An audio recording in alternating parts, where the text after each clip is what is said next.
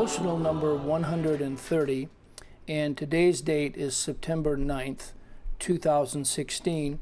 We've been looking at Psalm 15 this week, and we're down to the last part of verse 4 and verse 5, which I'll read.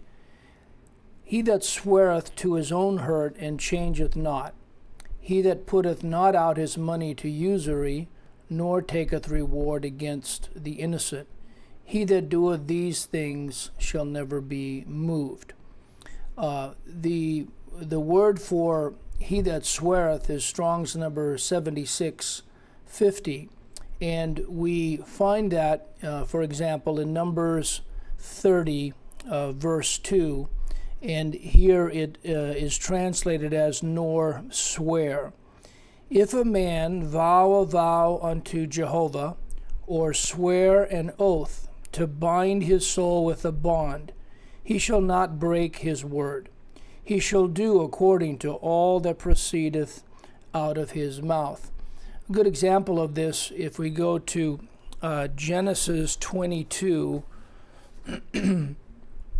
verses 16 through 18, we see this with regard to the oath that God took, having to do with the blessing of Abraham and the promised seed, which would be ultimately the Lord Jesus Christ.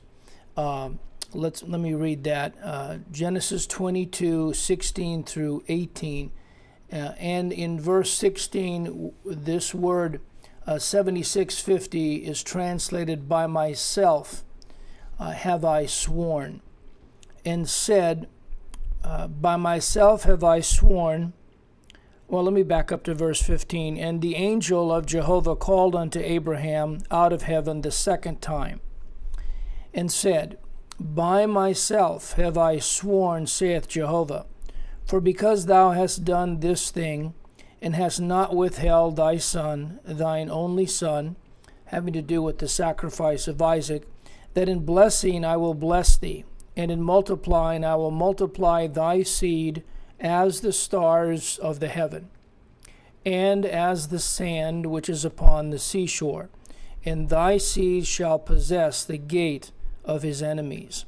And in thy seed shall all the nations of the earth be blessed, because thou hast obeyed my voice.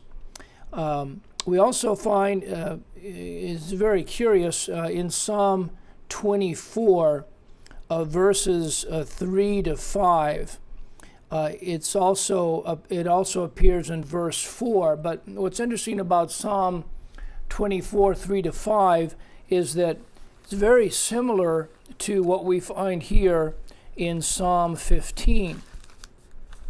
Psalm 24, 3 to 5.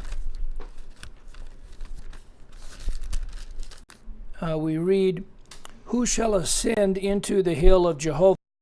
Who shall stand